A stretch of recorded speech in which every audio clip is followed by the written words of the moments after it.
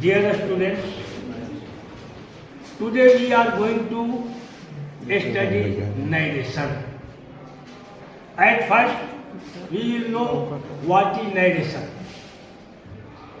The conversation between two persons and by the third person provided before another person is called narration.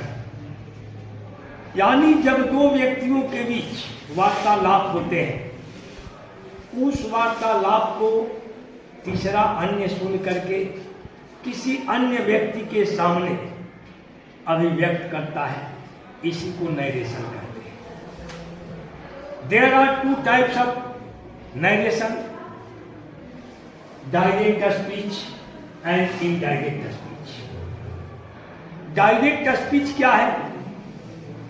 जब किसी की कही बातों को हूबहू उसी लैंग्वेज में, उसी भाषा में किसी अन्य के सामने अभिव्यक्त किया जाए, उसे डायरेक्ट स्पीच या प्रत्यक्ष कथन कहते हैं।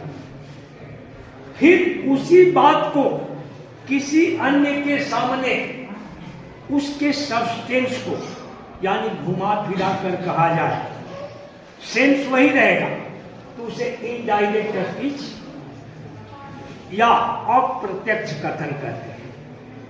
अब हमें डायरेक्ट से इनडायरेक्ट बनाने के नियम जानने हैं। तो there are two major rules, the change of tense and the change of persons.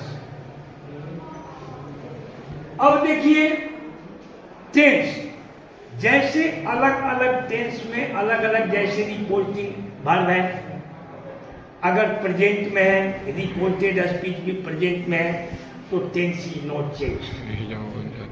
लेकिन पर्सन्स जो है वो हमेशा चेंज होंगे in any cases, in any tenses. जैसे एक फार्मूला है, सन का फार्मूला यहां पर दिया गया है ना आप लोगों के सामने।